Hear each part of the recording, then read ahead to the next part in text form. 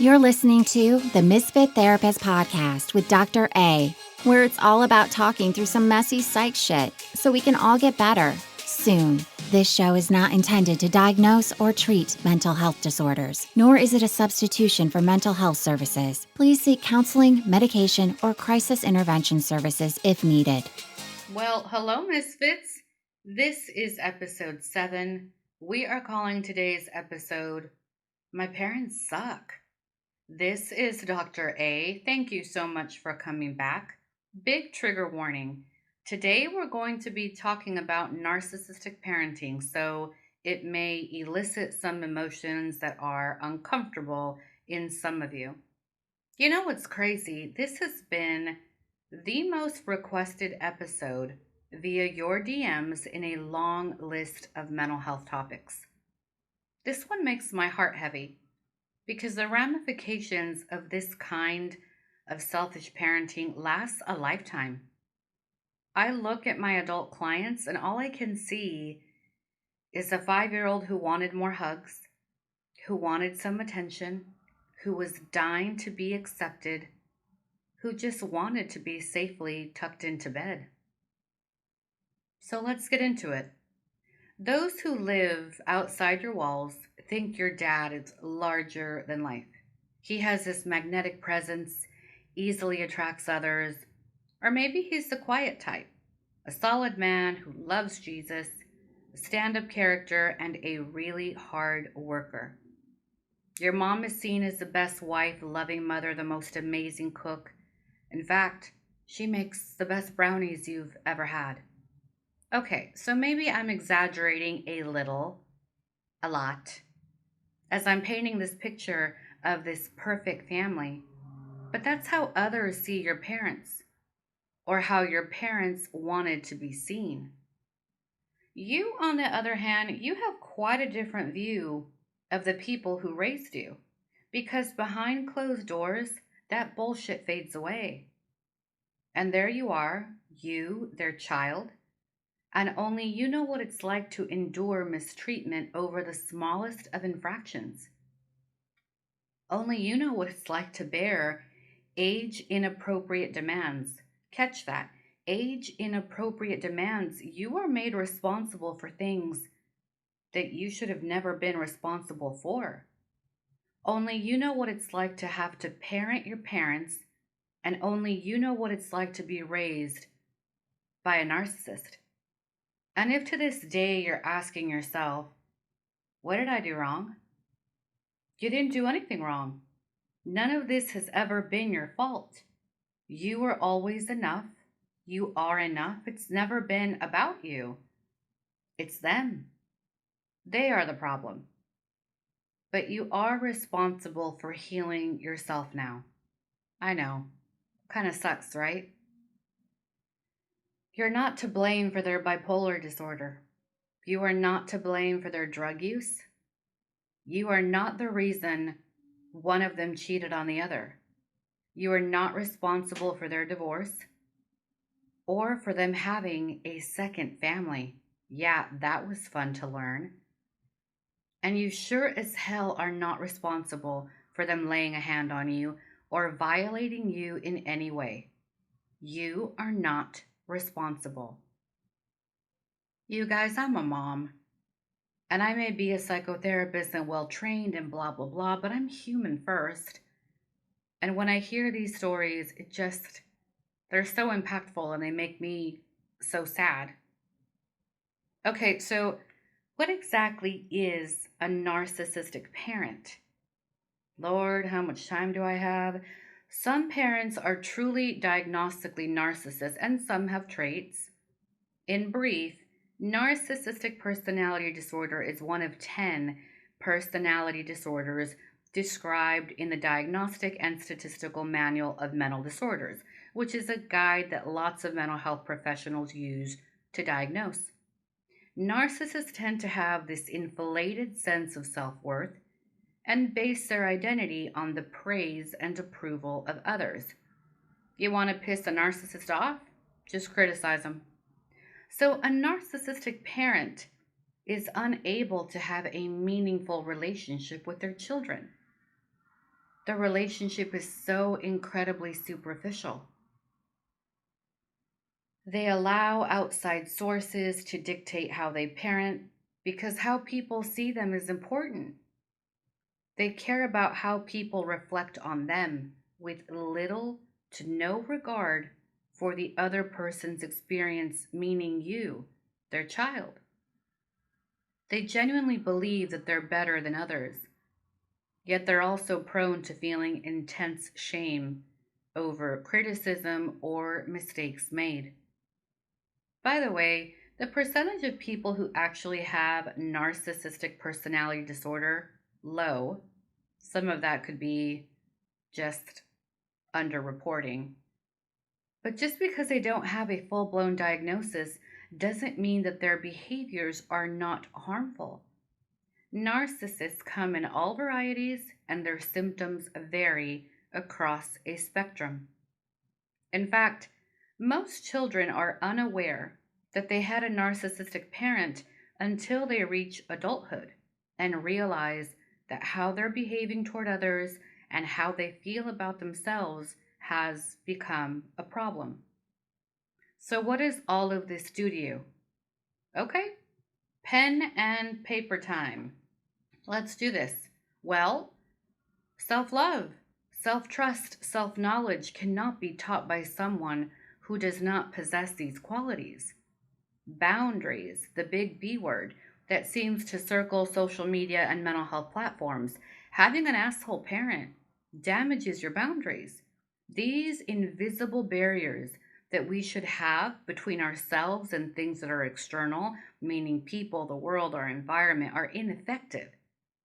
This in turn negatively affects how you communicate with others and whether or not you are truly able to advocate for yourself. Having a narcissistic parent is a complete mindfuck because you sit there wondering who the hell you really are. It's difficult to show up for yourself when no one has ever modeled for you how to do that, how to thrive, how to live. So, what are some of the core or common feelings for those raised by a narcissistic parent? Number one, that feeling of never being good enough or valuable enough. And it spills over into your relationships, friendships, business partnerships, romantic relationships. Number two, fear of speaking up or challenging others. Why? Because there's a fear of rejection, but even more, there is a fear of reaction. How is this person going to react to me? What kind of a lashing, verbal lashing or physical lashing, am I going to get if I say what I need to say for myself? Number three, you are incredibly aware, almost to a fault, of what others are feeling. Listen, you've had to survive a narcissist, so you are hypersensitive, hyper aware to other people's behavior, which in turn prohibits you from protecting yourself from their emotions. And remember something, how others feel about you is not your problem. Number four, being unsure of yourself, overly worried about what others think of you. Number five, being deeply insecure, especially regarding love, because the love that you were given was conditional versus unconditional. How deeply sad to think that some or all of the love you received by this type of parent was fake as hell. It was given if and only if you adhered to that parent's demands. Number six, you attract narcissists. You crave some toxicity. It's what you're used to. You attract them and they love to prey on someone as well trained as you are. Carrying all of this around is exhausting. You feel like you've been beaten up by life. If what I've said today resonates with you, it's time to gain a better understanding, a deeper understanding of what you've experienced in childhood. You can take control back, you can heal, but it will take time, hard work, and support. People don't just get over being raised by a narcissist, but you can still become the adult that you want to be. So, how do we move toward a space of healing after being a victim of a narcissistic parent? Number one, awareness. The first step in the healing process is to admit to yourself and accept the fact that you had or have a narcissistic parent. I also want you to recognize that despite having this kind of parent, they don't define you. That doesn't define you. You're not them. I know it's hard because for them, you were an extension of themselves. You are not a whole person. But I want you to recognize that you are a whole person. You are whole and complete without them, without anybody. Number two, education. Educate yourself on this disorder in general. It will be helpful to you. How does it affect you? How does it affect the family system? Narcissism is part genetics biology. Other family members are likely to have this disorder as well. It's part environment. So, trauma, abuse, shame, and neglect, all of that can draw narcissism out. And it's part choice. Number three, in the healing process, think back. Try and recall several and specific examples in childhood where your parent showed you narcissistic behavior and how that affects you today. We need to start rewiring how we think. Instead of just saying, I'm not good enough, I'm not valuable enough, because, well, that's just what I think about myself and I guess what my parents taught me. The dialogue needs to be, I was raised by a narcissist. They treated me in this way, and now this shows up in my adult life in this way, but I'm healing and I am good enough. Number four, identify. Start identifying the types of abuse that took place. Example, was it physical? Was there restraint or aggression involved? Mental? Gaslighting, withholding love? Was it verbal, a bunch of raging and interrogation? Was it emotional, nitpicking, guilt tripping? Was it financial? Some sort of neglect, or the opposite, excessive gifting? Some narcissists try to buy affection or buy their children. Was it spiritual? The whole, you're going to hell if you don't comply with A, B, C, or D. Was it sexual? Molestation, humiliation. These things may require you to seek intervention, therapeutic intervention. So, something to think about, obviously, depending on the frequency and severity of this abuse. Number five, grieve. How could mom, dad, caregiver, whoever raised you, how could they have been so cruel? Maybe you've known this, or maybe the image of your parents has shattered. Maybe it wasn't until recently that you discovered that your parents are narcissists, and then questions start to come up for you. Why didn't I stand up for myself? Why didn't someone else protect me? Grieve what you lost because you lost a lot. Number six in the healing process for you, grow. Yeah, there is so much opportunity for you to grow, to evolve. How did your parents' view of things shape your beliefs? What would you like to change about that? What did this do to your insides, to your soul? How did it make you feel about people? How do you treat others now? Remember that you are gaining a new perspective, and that distorted and false lens that you once looked through is changing. This frees you from the lies and pushes you to what is true. Number seven, forgiveness. You can't change your past, but you can gain a better understanding of it and you. When you start to heal and forgive, your life transforms.